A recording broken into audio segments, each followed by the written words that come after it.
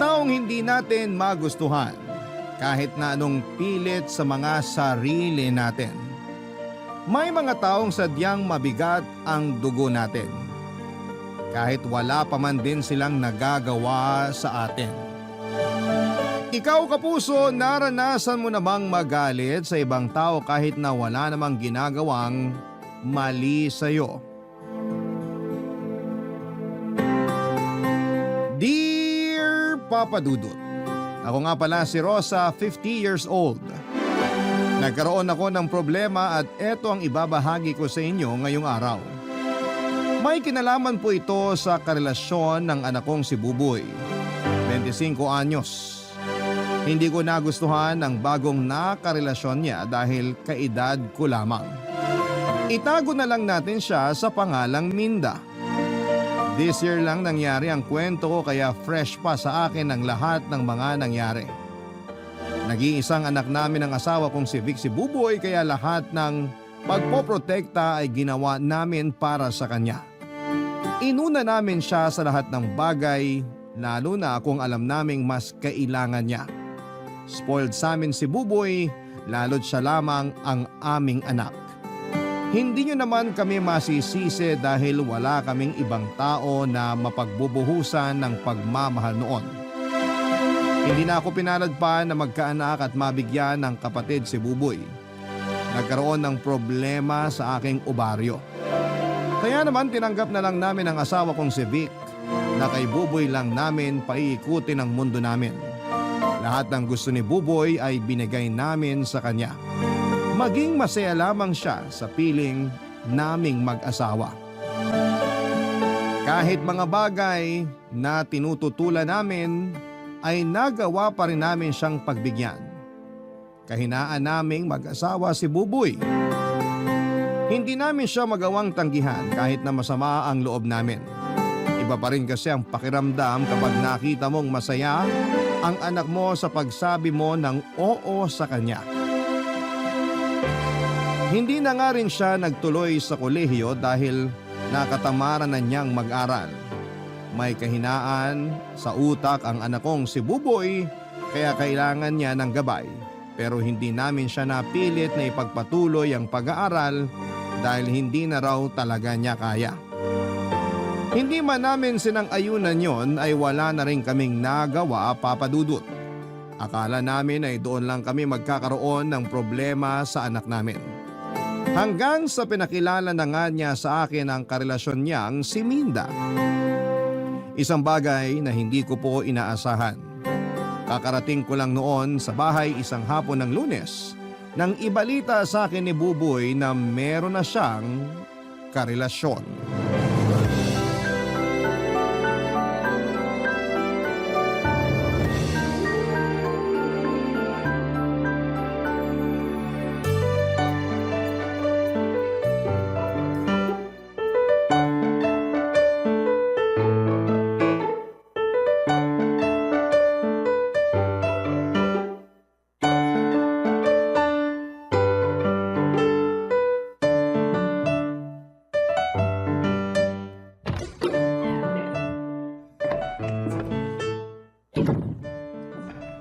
Buboy! Vic! Asan kayo? Nay, nandyan na po pala kayo. Nasaan ang tatay mo? Hindi pa po dumarating. Baka naipit na naman po sa traffic. Oh, kumain ka na ba? Kinain na po namin ni Minday na tira nating ulam kaninang tanghali. Minda? Girlfriend ko po. Talagang hindi na kayo nagkabalikan ni Melody? Nay naman, isang taon na nung naghiwalay kami. Umaasa pa rin kayo na magkakabalikan kami? Akala ko kasi pang forever na kayo eh. Si Minda na ang forever para sa akin.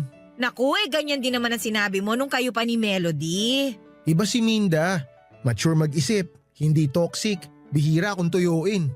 Oy sige, basta masaya ka at hindi ka niya sasaktan, walang problema sa akin.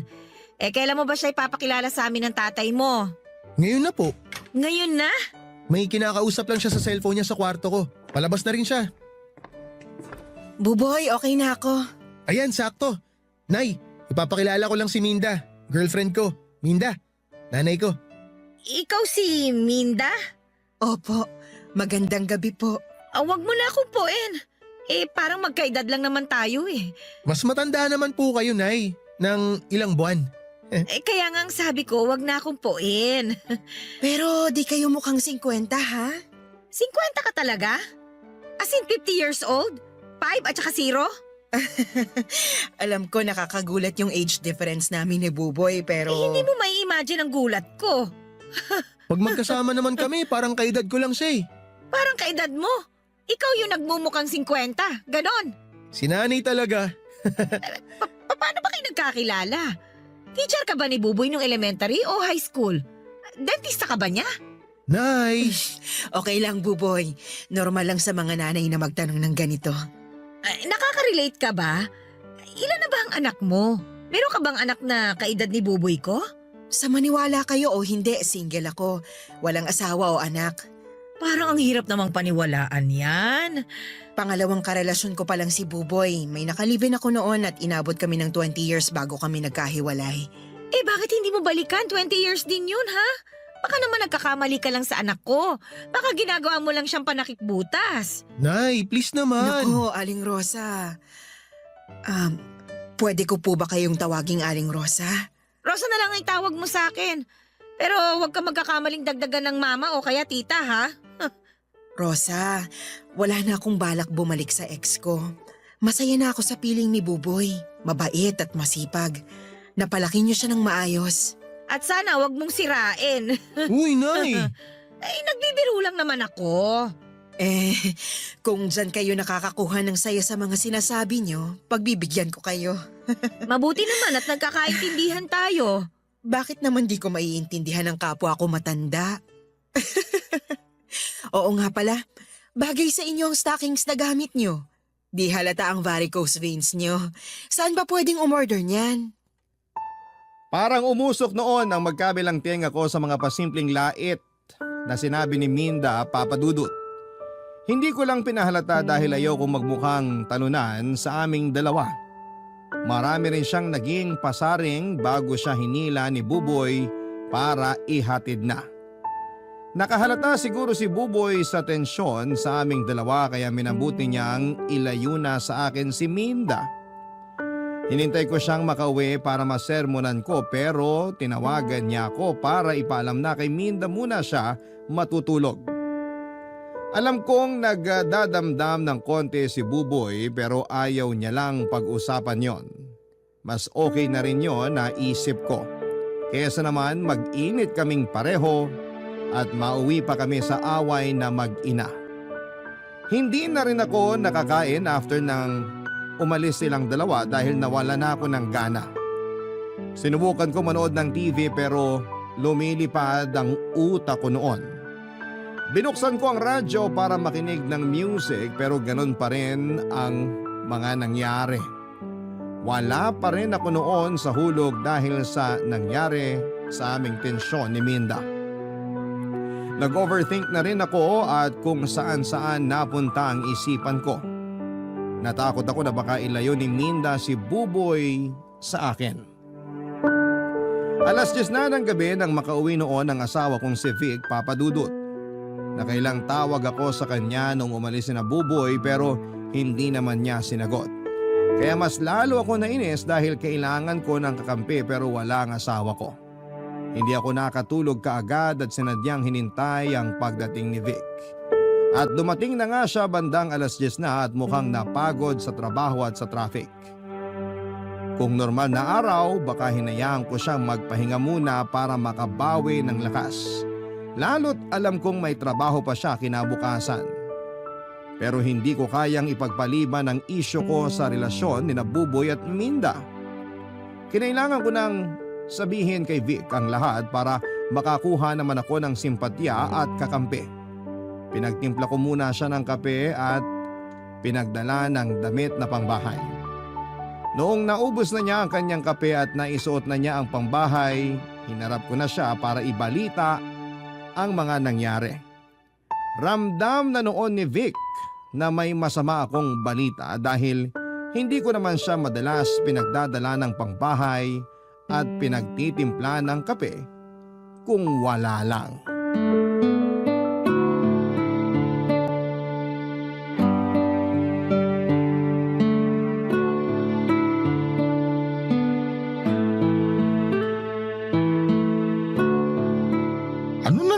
masamang nangyari? Ha? Sabihin mo na. Paano mong nalaman na may masamang nangyari? Sumasideline ka na rin ba bilang manghuhula? Pinagtimpla mo ako ng kape. Binigyan mo ako ng pambahay. Sinyalis yun na may hindi magandang nangyari. Ay, may girlfriend na si Buboy. Minda ang pangalan. O ano masama ron? Binata naman yung anak mo. Dinala niya rito kanina. Hindi ko nagustuhan. Kanya naman kayo mga nanay eh. Lagi kayo hindi boto sa mga babaeng dinadala ng mga anak niyong lalaki. Iba to, Vic! Kanya ka rin kibelo din nung unay pakilala siya sa atin ni Buboy. Isang linggo ko lang siyang hinusgahan, ha? Nagustuhan ko rin naman siya pagkatapos nun. Di ba nga, lagi ko pa siyang pinadadalhan ng medyas at panty tuwing birthday niya. O ano bang maliro sa karelasyon ni Buboy ngayon? Hulaan mo! Hindi ako sumasideline bilang manghuhula. Sabihin mo na lang sa akin kasi nawawala na epekto ng paracetamol na ininom ko. Sasakit na naman tong ulo ko. Kaedad natin yung bago niyang girlfriend. 50 na rin? Ano ba akala mo sa atin? 60 years old? Kinaklaro ko lang naman. Mali yun eh. Kung hahanap si Buboy ng karelasyon, dapat kaedad niya o mas bata sa kanya. Hindi yung tipong kabatch pa natin ng elementary. Hindi yung mga kasabay pa natin papunta kay San Pedro. Ano bang magagawa natin? Na-inlove si Buboy eh. Ay, nabulagan siya kamo. Baka may mommy issue si Buboy kaya siya pumatol sa kaedad natin. Hindi kaya may lihim na sama ng loob si Buboy sa akin? At ginagamit lang niya si Minda para gumante? Kailangan kong masabihan si Minda para magkahiwalay sila. Ano ba nakakatawa doon? Seryoso ako, Vic, ha? Masaya lang ako na nakikita kang praning. Nanay ka nga talaga. Pero dapat tandaan mo, nasa tamang edad na si Buboy. May karapatan na siyang pumili ng taong mamahalin niya. Ah, ganon. Sige, magkampihan kayong mag-ama. Hubarin mo na rin yung damit mo para maibalik ko na sa cabinet. Matulog kang walang suot. Kabaging ka sana hanggang Sabado. Rosa naman, akala ko hinihingi mo opinion ko.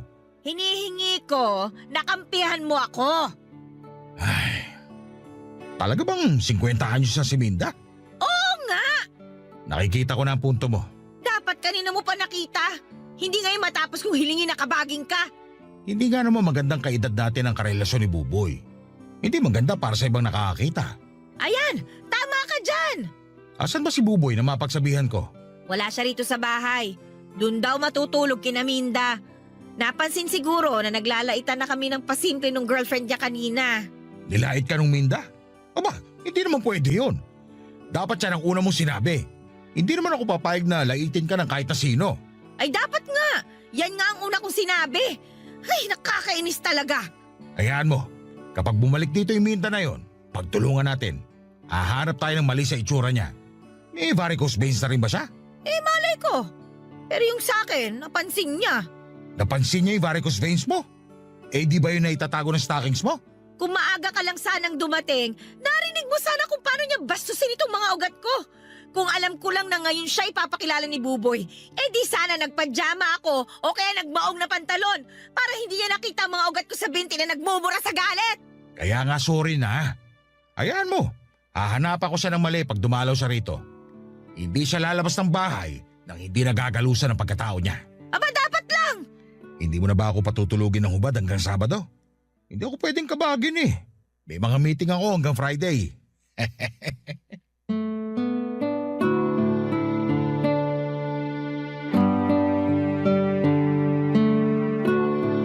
Papadudot kahit papaano naman ay naibsaan ang inis ko kay Minda ng kampihan ako ni Vic. Alam kong hilaw ang naging pagkampi niya sa akin pero ayos na rin yon para sa akin.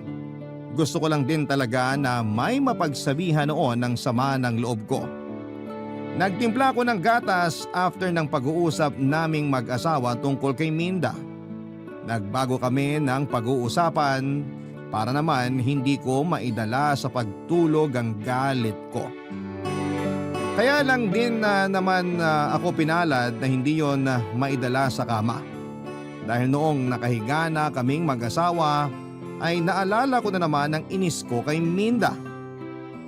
Sinubukan kong ibahin ang iniisip ko pero bumabalik-balik pa rin si Minda sa diwa ko. Napabangon tuloy ako para pumunta ng kusina para magtimpla ng tsaa, baka sakaling mapakalma ako. Pero hindi yun naging effective sa akin. Parang lumala pa nga noon ang inis ko. Sinubukan kong tawagan si Buboy pero hindi niya sinasagot. Nag-text ako sa kanya na sagutin niya pero hindi siya nag-reply.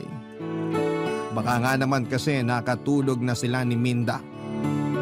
Baka rin naghaharutan sila noon kaya hindi niya magawang sagutin ang text o tawag ko. Dahil sa iniisip kong yon ay mas lalo tuloy akong nagalit. Lumabas ako ng bahay para magyosi. May tinago kong yosi sa gilid ng paso malapit sa may pintuan. Hindi naman ako mayosi ng tao, Papa Dudut, pero nagyoyosi lamang ako kapag sobrang stress na ako. Hindi yun alam ng pamilya ko at wala naman akong balak na sabihin ang bisyo kong yon. Doon pa lang ako kumalma nang makahit-hit na ako ng 3 beses, Papa Dudut. Nakadalawang yosi ako bago tuluyang kumalma ang mga ugat ko sa ulo. Nagpasya na rin akong bumalik sa loob ng bahay. Nag-toothbrush muna ako at nagpahid ng ointment para pangtago sa amoy ng yosi na kumapit na sa akin. Nagpalit na rin ako ng damit at saka ako nagbalik sa kwarto, Papa Dudut. Inamoy ko muna ang sarili ko at nang panatag na akong wala ng bakas ng yosi sa katawan ko, ay saka ko na tinabihan ang asawa kong mahimbing na natutulog noon. Barangay Love Stories. Barangay Love Stories. Papa Dudut, mula sa unang pagpunta ni Minda sa bahay ay hindi na ulit yon nasundan. Pakiramdam ko ay nasindak siya sa mga sinabi ko. Naramdaman niya marahil na hindi ako boto sa kanya at pinagpasalamat ko naman yon.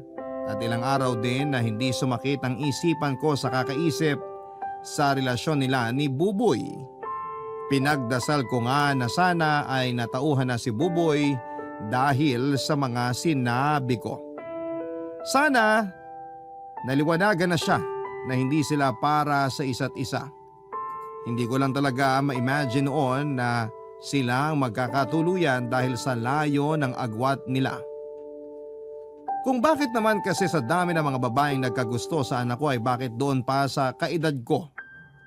Kahit sino naman sigurong ina ay papalag, hindi ba? Papa Dudut, hindi namin napag-usapan muli ni Buboy ang tungkol kay Minda. Pareho kaming nag-alangan na mabanggit isa man sa pag-uusap namin si Minda. Nakaramdam na rin ako na medyo paiwas na rin si Buboy sa akin. Pero normal lang naman yon sa amin kapag may mga hindi kami napagkakasunduan. Inasahan kong lilipas din ang tampo niya sa akin at pagkailang. Kapag na-realize niyang tama ako sa mga sinabi ko kay Minda tungkol sa kanya. Inakala kong matatahimik na ang buhay naming pamilya dahil wala na akong balita pa kay Minda, Papa Dudut. Inassume ko talaga na hiwalay na sila kaya hindi na rin pumupunta sa bahay. Hanggang isang araw, nilapitan ako ni Buboy para sabihing ipapakilala na niya si Minda kay Vic. Nanlaki ang mga mata ko dahil sa pagkabigla. Pinagsabihan ko siya kung bakit biglaan siyang magsasabi ng ganon, buong akala ko ay hindi na sila natuloy. Napailing na lamang si Buboy at sinabing busy lang sa trabaho si Minda kaya hindi na siya naulit dumalaw sa bahay. Wala na rin akong nagawa nang mag-decide si Buboy na papuntahin na si Minda sa day off mismo ni Vic. Nainis ako dahil wala akong nagawa para kontrahin yon. Hanggang sa sumabit na nga ang araw na kinakatakutan ko. Nagkaharap na kaming buong pamilya kasama si Minda.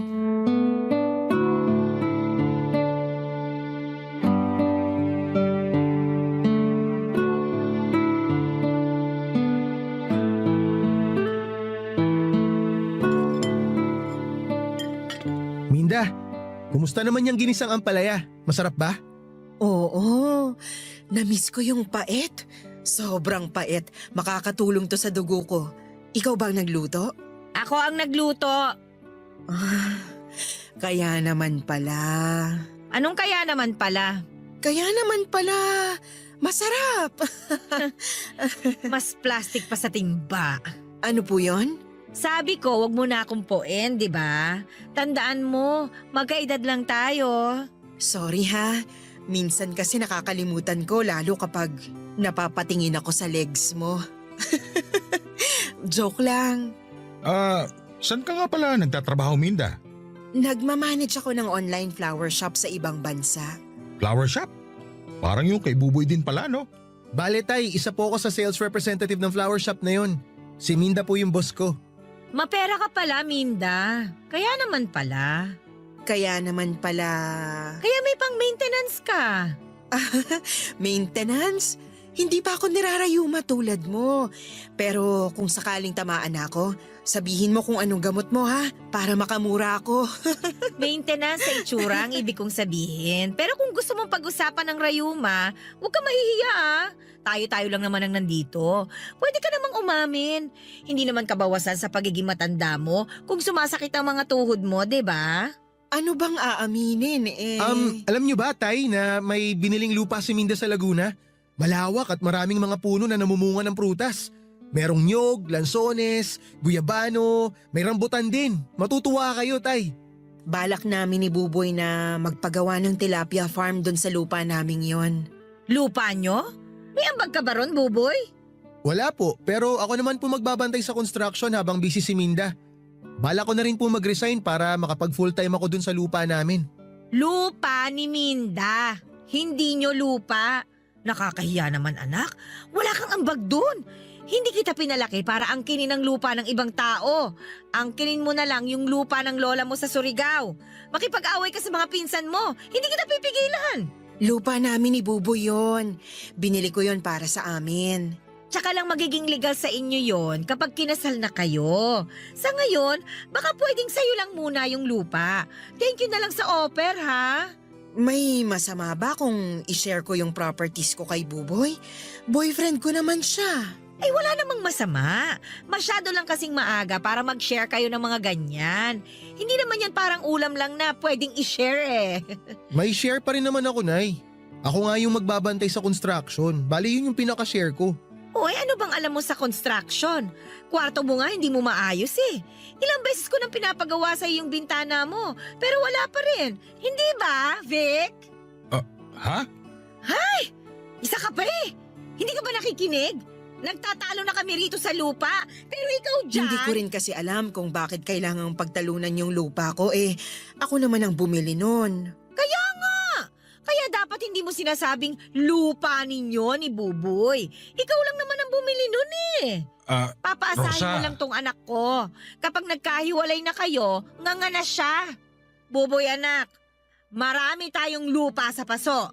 Makontento ka na lang muna ron. Sino po bang nagsabi sa inyo na maghihiwalay kami ni Minda, Nay? Kakasimula nyo pa lang. Huwag mo na magplano ng mga ganyang bagay. Kilalanin nyo muna ang isa't isa. May tsansa pa na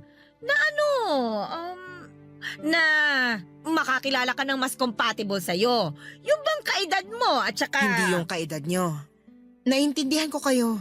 Alam ko namang una pa lang, di na kayo boto para sa akin kay Buboy dahil sa agwat ng edad namin. Hindi ko yun mamasamain. Vic, hindi ba may sinasabi ka nung nakaraan? Mabuti pa, tapusin na lang natin itong kinakain natin para makapagpahinga na tayong lahat. Vic! Mukhang di ko na rin mauubos tong ampalaya. Masyado nang pumapait eh. Baka ma-high blood na ako. Mauna na rin ako para di maabutan ng ulan. Tara na, Buboy. Nagmadali na ngang umalis sina Minda at Buboy, Papa Dudut. Tinanong ko si Buboy kung anong oras siya makakauwi pero sinabi niyang doon na lang muna siya kina Minda matutulog. Naramdaman kong may tampo si Buboy sa akin pero hindi niya pinahalata sa harapan ni Minda. Nakangiti naman si Minda na nagpaalam kahit alam kong napipilitan lamang. Nawala na ako ng gana sa kinakain ko. Hindi makatingin noon sa akin si Vic dahil alam niyang galit ako. Niligpit ko na ang mesa kahit kumakain pa si Vic. Pinaramdam ko sa kanya ang galit ko dahil wala man lang siyang tinulong para mapagkaisahan namin si Minda. Ang ayos pa ng usapan namin noon na kakampihan niya ako. Sinabi pa niyang siya na ang bahala kay Minda. Umasa ako na tototohanin niyang sinabi niyang paghihiwalay niya ang dalawa pero hindi naman yon nangyari. Nagdadabog ako noon habang naguhugas ng plato. Nakabasag na nga ako ng 2 pinggan at 1 baso. Nahalata naman yun ni Vic at niyakap ako patalikod. Mas lalo lamang ako nagalit imbis na kumalma. Hinarap ko siya para pag-usapan namin ang pangiiwan niya sa akin sa ere. Hindi lang daw siya nakasingit sa usapan namin ayon kay Vic. Masyado raw akong pinangunahan ng emosyon at hindi na raw ako nakapag-isip kaya lumala ang sitwasyon. Nagalit ako lalo kaya yung bula mula sa hinuhugasan ko pinahid ko sa noo niya. Pinagugas ko siya ng pinagkainan at ako naman ay pumanhik na sa kwarto para mag-check ng BP ko. Na-high blood ako sa mga nangyari, Papa Dudut. Sinubukan kong tawagan si Buboy para pauwiin para makapag-usap kami. Sinabi naman niyang uuwi na lamang siya bago magtanghali kinabukasan. Wala na rin akong nagawa kundi ang pumayag na lamang dahil baka mas lalong magtampo sa akin ang anak ko. Noong natapos naman si Vic na maghugas ng pinagkainan ay pumasok na rin siya ng kwarto. Nilambing niya ako at nagsorry dahil sa pag-iwan niya sa akin sa ere.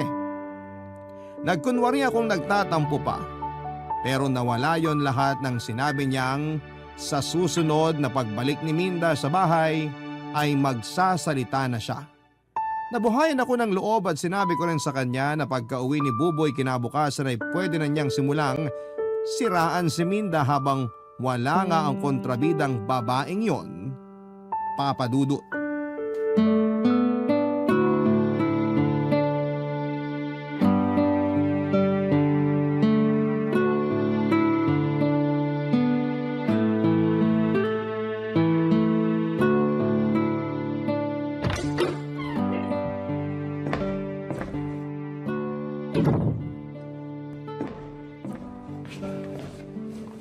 Oh, bakit ngayon ka lang umuwi?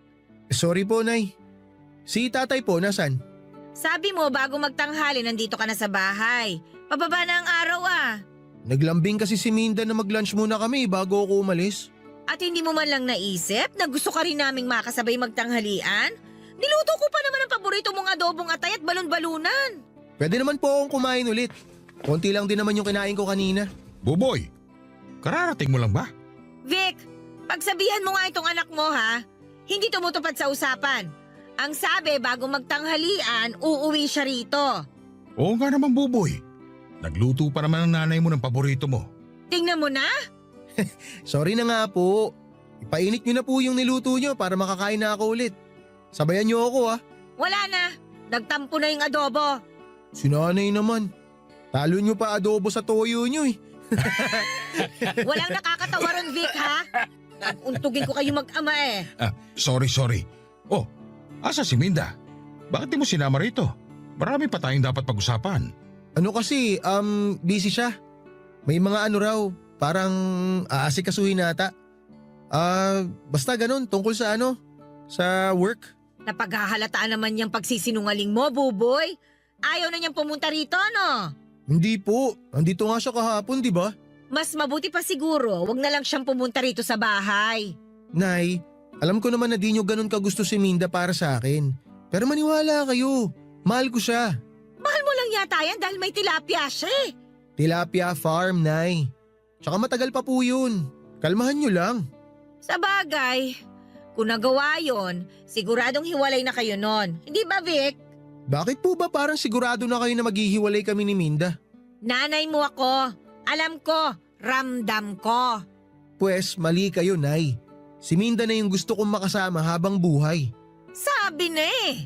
Dahil talaga to sa tilapia eh. Nay, kahit walang tilapia, kahit tuyo lang ang meron siya, si Minda pa rin talaga ang gusto ko.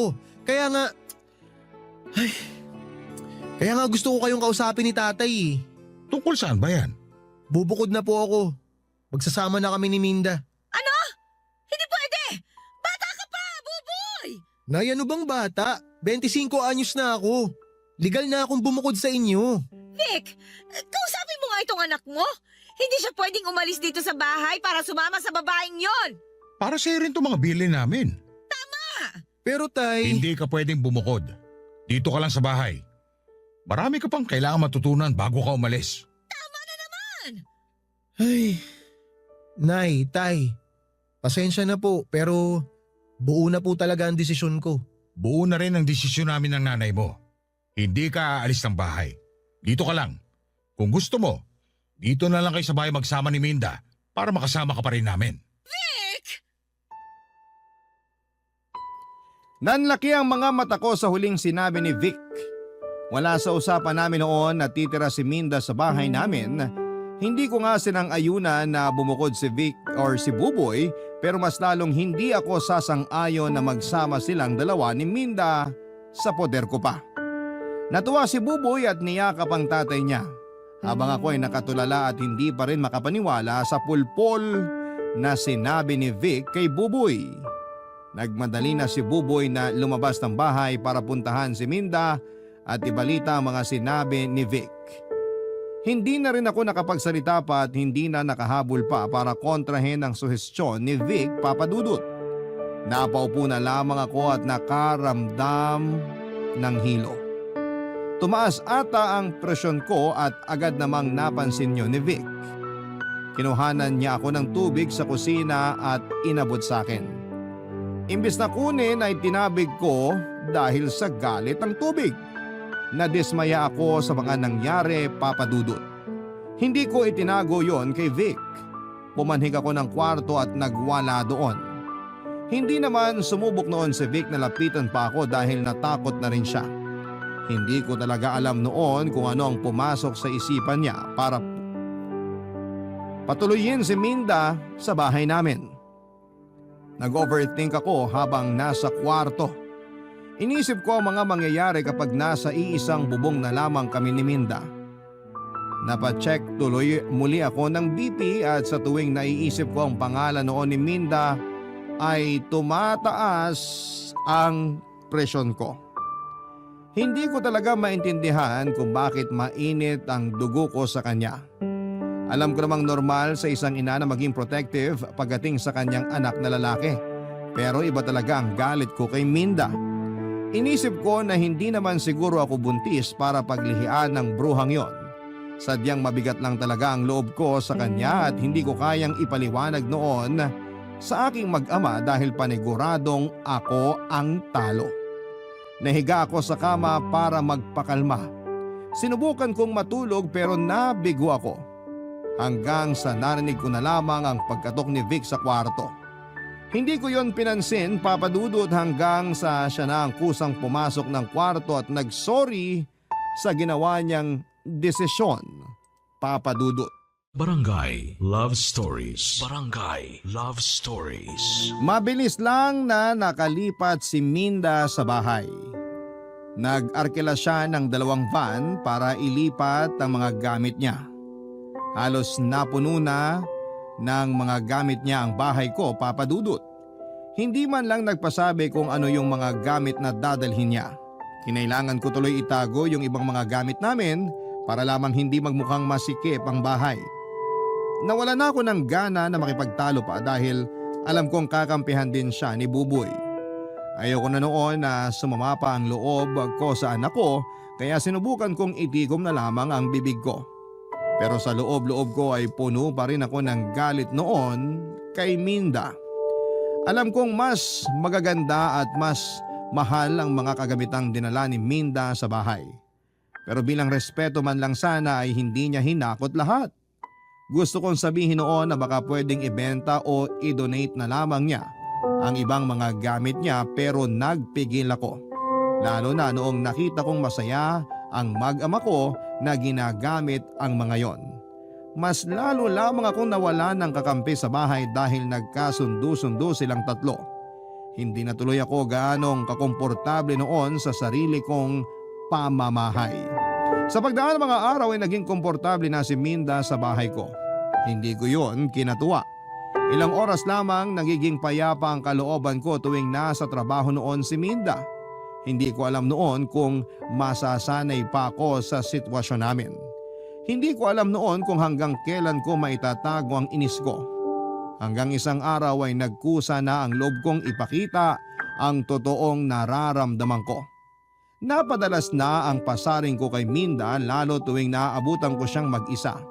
Sinusulit ko noon ang mga oras na kaming dalawa lamang sa bahay para lamang maiparamdam sa kanya ang galit ko. Nung una ay hindi lumalaban si Minda. Panay lang ang ngiti niya sa akin. Kaya sinobrahan ko pa. Hindi ko alam kung bakit gusto kong lumaban siya at nangyari na nga. Isang araw, dalawa lamang kami ni Minda sa bahay. Nag-leave si Minda sa trabaho dahil hindi maayos ang pakiramdam niya. Si Buboy muna ang nagbantay ng kanyang opisina habang nasa bahay si Minda at nagpapahinga. Wala rin noon si Vic dahil nasa trabaho. Ginamit ko na nga ang pagkakataon na yon para inisin siya. Dahil marahil ng sama ng nararamdaman niya ay hindi na rin niya napigilan pa na lumaban, Papa Dudut.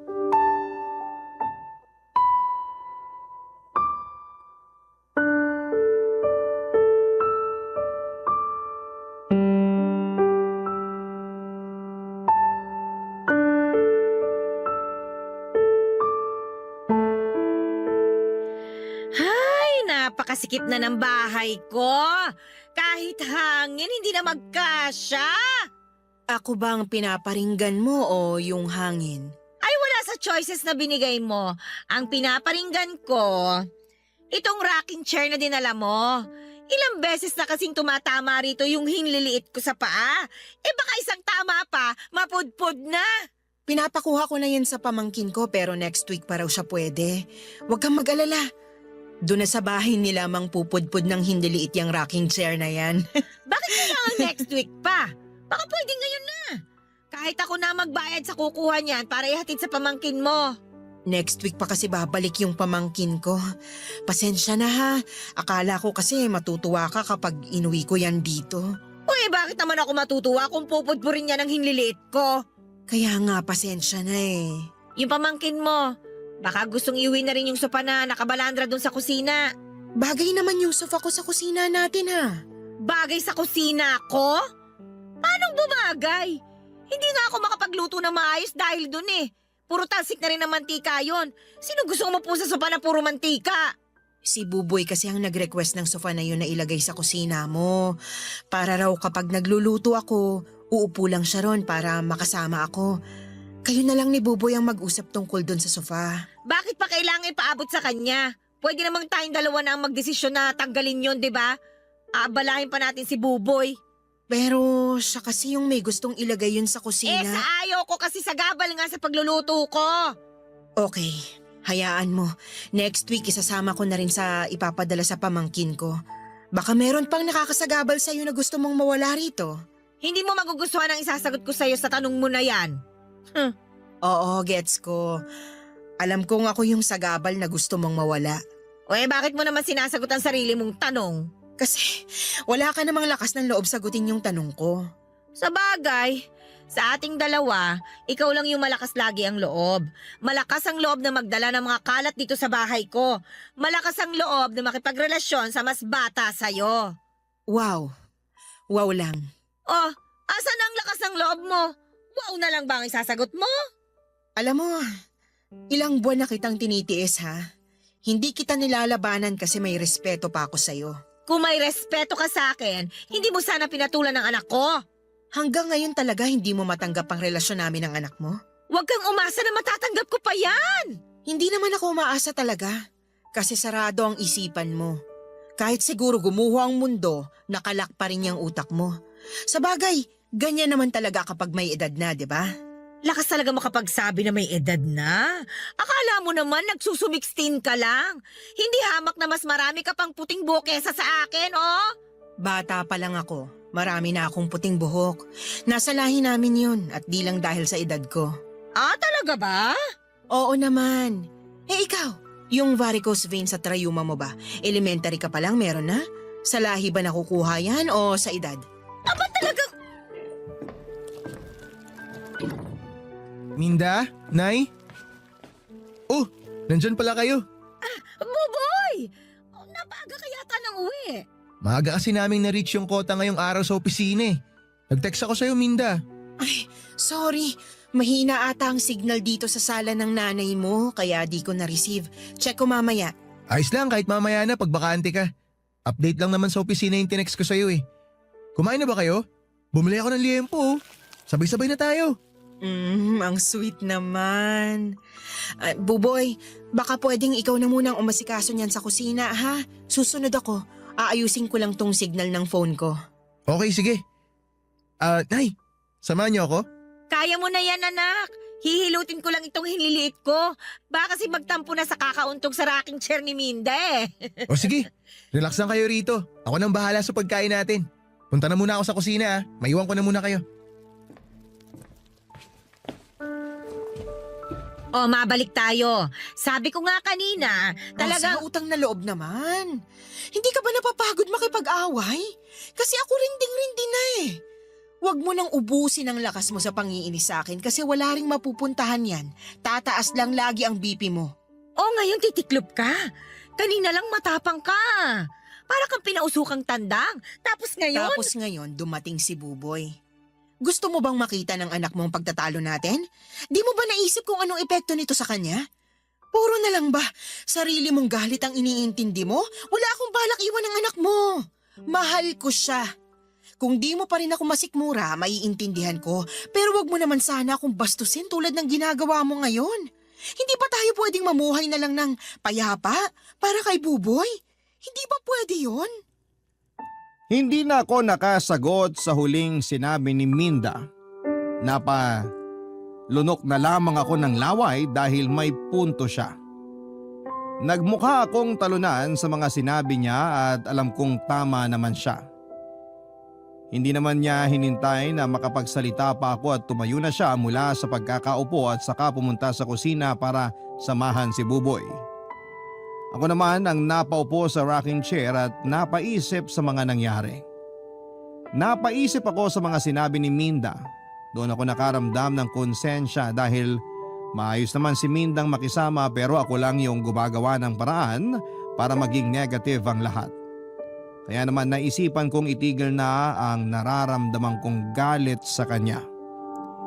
Oras na para bigyan ko siya ng chance. Alam ko noon na mahirap yung gawin pero habang iniisip ko si Buboy, napilitan akong gawin yon. Naisip ko rin na baka pag pinalala pa namin ni Minda ang hidwaan namin ay lalayo na ang loob ng anak ko sa akin. Baka yun pa ang maging dahilan para tuluyan na siyang bumukod at lumayo na sa akin dahil sa pakikialam ko sa kanilang dalawa. Kaya naman para sa anak ko ay kinaya kong ibaba ang pride ko. Sinimulan ko nang makisama kay Minda, nahirapan kaming pareho pero nakaya naman. Paunti-unti ay kinilala ko siya. Tuwing wala noon ang mag-ama ko at naabutan ko si Minda ay pinagtitimpla ko siya ng kape at inaaya ko siya sa labas ng bahay para magkwentuhan. Inoffer ko rin sa kanya ang tinago kong yosi. Natawa nga siya dahil palihim din pala siyang nagyoyosi kapag wala si Buboy. Alam naming pareho na hindi gusto ni Buboy na nagyoyosi kami kaya natawa na lang din kaming pareho. Meron na tuloy kaming naging bonding na dalawa. Binigyan din niya ako ng pabango na mamahalin. Yung pabango na kayang takpan yung amoy ng yosi. Gumana ang loob ko kay Minda habang tumatagal. Doon ko naintindihan kung bakit napamahal sa kanya ang anak kong si Buboy. Maayos naman kasi talaga si Minda. Aminado na ako noon na sa akin talaga ang problema. Masaya siyang kasama at hindi ako nagkaroon ng problema sa kanya. Naging paborito ko na tuloy si Minda sa lahat ng mga nakarelasyon ni Buboy. Sinabi ko yun sa kanya at sinabi rin niyang ako ang paborito niyang biyanan. Nagtawanan kami sa mga sinagot niya dahil hindi naman pala niya naabutang buhay ang magulang ng nag-iisang ex niya. Naging maayos ang lahat sa amin hanggang isang araw ay nagbago ang lahat.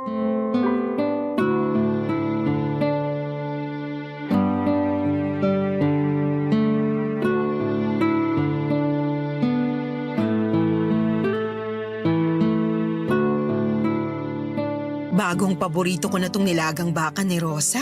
Ang lambot ng baka. Naparami tuloy yung kanin ko. Binugbog pa kasi niya yung baka bago niya niluto. Ikaw talaga, Vic, isusumbong kita.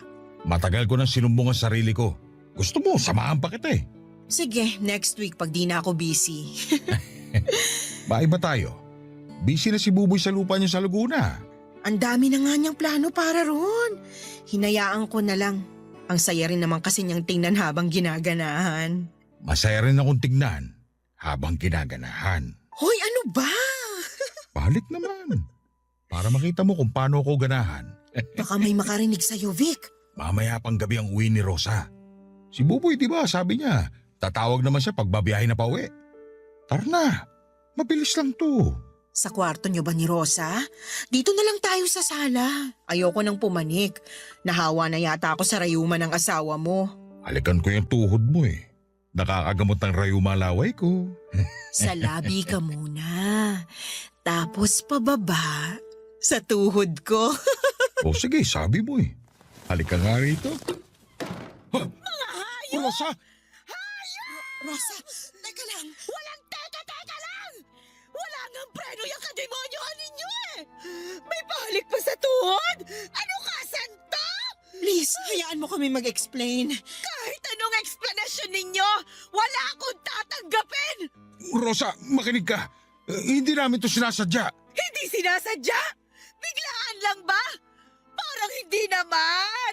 Parang komportable nga ang paghaharutan ninyong dalawa eh! Hindi yan biglaan! Oo, aminin ko may katagalan na. Ang kakapal ang mukha ninyo! Rosa, umayo ka muna. Yun ang dapat sa'yo! Masakit ka!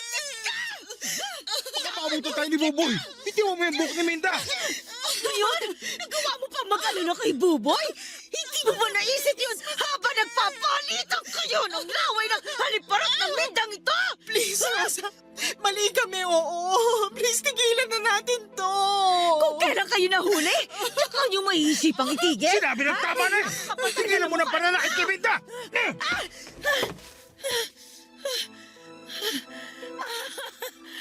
Magaling! Para sa kabit mo, nagawa mo akong itulak at saktan! Para talaga sa kabit mo! Sorry kung naitulak kita. Hindi ko sinasadya. Ayaw mo kasi tumigil eh.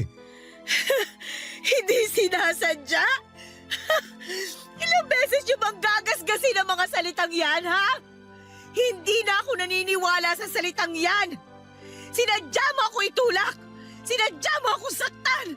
Sinadya mo kumabit sa huda sa babae na to! Sorry, Rosa. Sorry. Pero please, huwag nating ipaalam to kay Buboy. Mahal ko ang anak mo.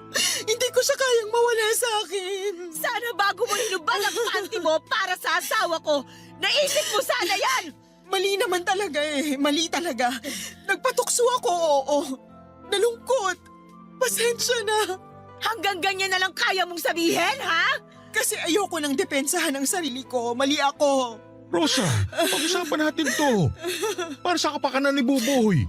Pag-usapan natin to, pakiusap. Sa ating tatlo, ako lang ang nag-iisip sa kapakanan ni Buboy. Kayong dalawa, wala kayong ibang iniisip kundi ang init ng mga pang-ibaba ninyo. Mga hayop! Walang yaka talaga, Minda! Uy! Rosa! Ako na, Rosa! Buboy! Nasasaktan ako! Dapat lang masaktan ka! Kulang pa nga ito sa ginawa niyo sa amin ni Boboy eh! Tama na, Rosa! Tama na! Hindi! Wala na akong awa! Kung meron man ako natitirang awa, para na lang yun sa anak ko!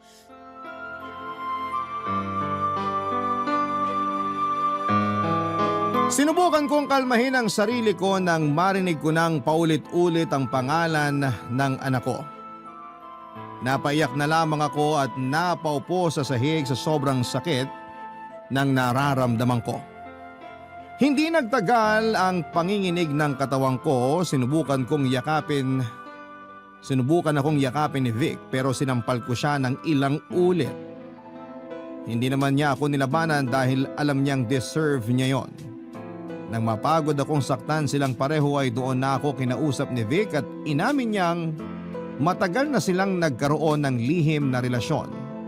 bago pa man din maging sina Minda at Buboy. Isang buwan lang ang naging relasyon na yon dahil nakonsensya daw si Vic at na-realize niyang ako pa rin ang mahal niya. Nagalit si Minda at sinubukang gumanti. Nagpaligaw siya kay Buboy at na-fall na si Buboy sa kanya. Inakala ni Minda na paglalaruan lang niya si Buboy para saktan si Vic. Pero nahulog na rin si Minda sa kanya habang tumatagal. Inakala ni Minda na nawala na ang nararamdaman niya para kay Vic mula noong maging sila ni Buboy pero nagkamali siya.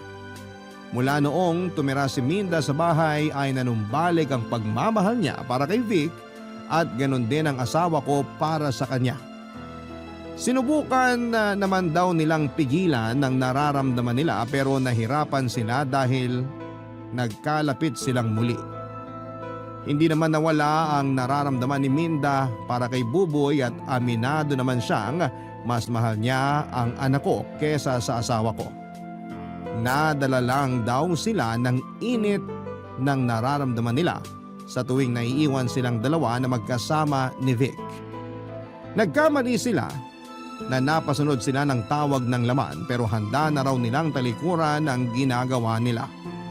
Nakiusap sila na itama ang pagkakamali nila at nakiusap silang wag nang ipaalam kay Buboy ang lahat para hindi na raw masaktan pa ang aking anak. Baka kapag nalaman daw ni Buboy ang tungkol sa relasyon ni Vic at Minda ay baka kung ano pa ang gawin niya sa sarili niya. Natakot ako habang iniisip kung paanong masasaktan ang anak ko kapag nalaman niya ang katotohanan. Napamahal naman si Buboy kay Minda, baka yun na rin ang maging mitsa ng paglayo ni Buboy sa aming mag-asawa.